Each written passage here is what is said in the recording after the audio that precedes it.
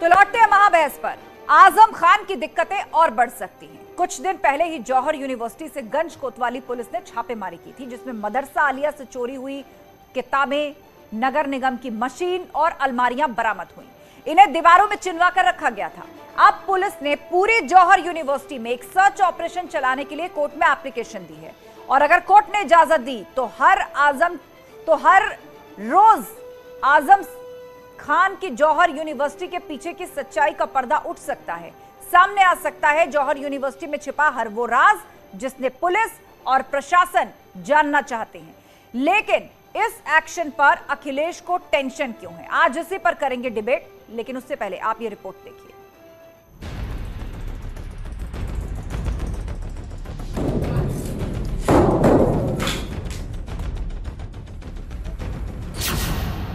जौहर में चलेगा पुलिस का सर्च ऑपरेशन।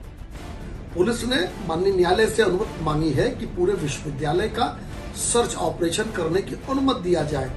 ये केवल आजम खान और जौहर विश्वविद्यालय का विषय नहीं है। समाजवादी पार्टी में इसी तरह की लूट हुआ ही करती थी। राज बाहर आएंगे, आजम फिर जेल जाएंगे।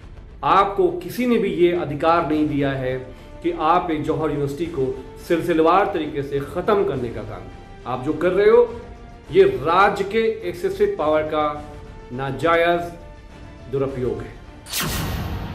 जौहर यूनिवर्सिटी पर एक्शन, अखिलेश को टेंशन कि लगातार सरकार आदरणीय मोहम्मद आजम खान साहब और उनके परिवार पर झूठे मुकदमे लगा रही है, और झूठे मुकदमे लगा करके वो जेल में रहें। किताबें, फर्नीचर और तिजोरी किसने की चोरी? आजम बड़े नेता थे, उन्होंने बड़ा काम किया था यूनिवर्सिटी पर, और ध्वस्त करना और फिर उनके मुकदमे में लाद कर परेशान करना ठीक बात है। खुदाई में मिली थी मशीन।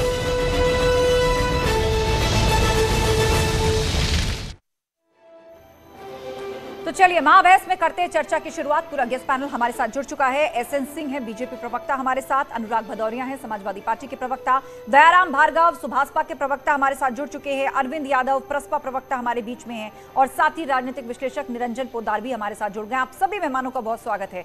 चर्चा की शुरुआत करें, लेकिन सबसे पहले आपके ओपनिंग रिमार्क्स का वक्त है 30 सेकंड के अंदर। शुरुआत एसएन सिंह आपसे करते हैं। जौहर यूनिवर्सिटी में सर्च ऑपरेशन की इजाजत कोर्ट से मांगी गई है।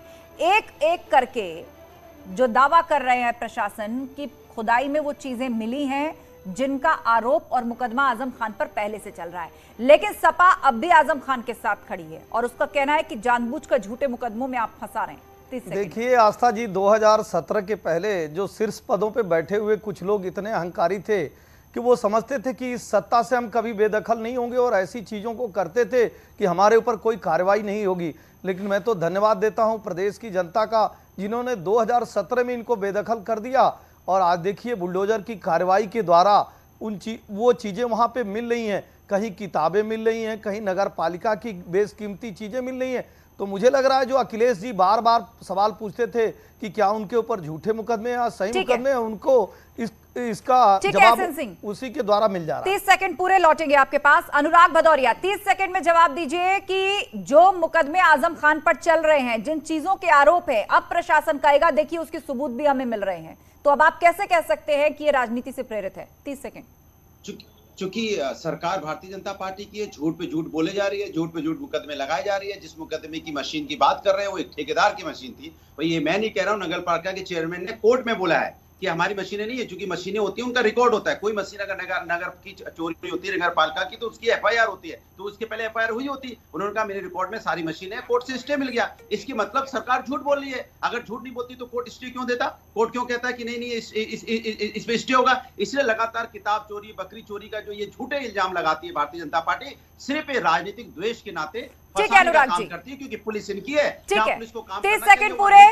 अनुराग जी 30 सेकंड पूरे, ओपनिंग रिमार्क्स का वक्त पूरा। दयाराम भार्गव जी सुभाषपा के प्रवक्ता हमारे साथ हैं। दयाराम भार्गव जी, आपने भी सपा के साथ मिलकर चुनाव लड़ा था, और आजम खान साहब जाहिर सी बात है वो सपा के एक सीनियर लीडर हैं, और जिस तरीके से जौहर यूनिवर्सिटी के अंदर खोजबीन चल रही है, इस सर्च ऑपरेशन को और व्यापक बनाना चाहता है प्रशासन। और सवाल ये कि सपा कह रही है कि जानबूझकर राजनीति से प्रेरित है, उन्हें फंसाया जा रहा है, और भाजपा कह रही है कि सबूत अपने आप दीवार तोड़कर निकल रहे हैं। 30 सेकंड।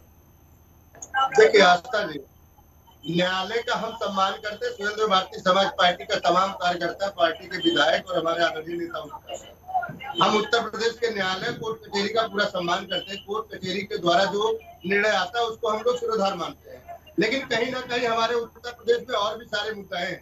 अभी उत्तर प्रदेश में छात्रवृत्ति जो है छात्रों को नहीं मिल रहा है, ये भी मुद्दा बनना चाहिए। आप देखिए 69,000 शिक्षक भर्ती का जो अनियमितताएं पाई गई, 68,500 की पाई गई, 12,340 की पाई गई, ये सब अनियमितताएं हैं, इस पे भी चर्चा होनी चाहिए। ठीक है जयराम जी, ठीक है, बात आ गई आपकी। 30 सेकंड पूरे, और आपसे दरखास्त है कि आप अपने टीवी सेट या लैपटॉप, आप जिसके भी सामने बैठे हैं, उसको वॉल्यूम आप बंद कर लीजिए, क्योंकि वो आवाज इको हो रही है और आपके साथ साथ यहाँ पर भी जा रही है, जिससे डिस्टर्बेंस हो रहा है। आप उसको बंद कर लीजिए। अरविंद यादव का रुख करते हैं। अरविंद यादव जी, 30 सेकंड, प्रसपा का क्या स्टैंड है इस सब पे? जौहर यूनिवर्सिटी में जो सर्च ऑपरेशन चल रहा है, प्रशासन को उसका अधिकार है, कोर्ट में मामला चल रहा है, एक तरफ दलील ये कि ये सब कुछ राजनीति से प्रेरित है, झूठ है, और दूसरी तरफ ये कि जो मिल रहा है वो आंखों के सामने है। आस्था जी, देखिए आजम खान साहब एक वरिष्ठ संघर्षशील समाजवादी नेता है। वो कई बार सांसद, विधायक, मंत्री रहे हैं। उनका इस प्रदेश की उन्नति में बहुत बड़ा योगदान है। अगर उन्होंने जौहर यूनिवर्सिटी बनाया तो एक शैक्षणिक संस्थान है। कहीं ना कहीं कार्रवाई आज के डेट में राजनैतिक उत्पीड़न की भावना से की जा रही है। और ये भी सच है आस्था जी कि आजम खान साहब का इस समय स्वास्थ्य बिल्कुल ठीक नहीं है। ये सारी चीजों को लेकर के और इस तरीके की कार्रवाई बिल्कुल नहीं होनी चाहिए आजम खान साहब पे। और आजम खान साहब को टारगेट किया जा रहा है। बात आ गई अरविंद जी, फिलहाल 30 सेकंड पूरे। निरंजन पोद्दार जी का रुख करना होगा। आप निरंजन पोद्दार जी, आपका क्या आकलन है? यहाँ पर आजम खान साहब है, उनकी तबियत खराब है, अभी हार्ट का उनका ऑपरेशन भी हुआ है, तो क्या ये सिंपैथी, एक संवेदना साथ चल रही है कि उनकी तबियत खराब है, उनकी एज हो चुकी है, जबरदस्ती उन पर कार्रवाई की जा रही है, लेकिन कानून अपना काम कर रहा है? देखिए आस्था जी, जब समाजवादी पार्टी सरकार के अंदर आजम खान सुपर सीएम हुआ करते थे, उस टाइम बहुत सारे लोगों की ऐसे ही तबीयत खराब हुआ करती थी, लेकिन आजम खान को उनके ऊपर रहम नहीं आता था। उनकी जमीनें, उनकी चीजें, उनकी वस्तुएं, एक शिक्षा के मंदिर के नाम पे जिस तरीके से इन्होंने एक पाप की लंका बनाई, और आज जिस तरीके से उस पाप की लंका के अंदर अगर मान लीजिए कोई आग लग रही है या उसका ध्वस्तीकरण हो रहा है, तो आज सभी के पेट में दर्द हो रहा है। तो मेरा तो ये मानना है कि अगर कानून के दायरे में और संविधान के अगर रोशनी में अगर कोई चीज होती है तो उसके ऊपर कोई भी कानून और संविधान से ऊपर नहीं है। समय पूरा। 30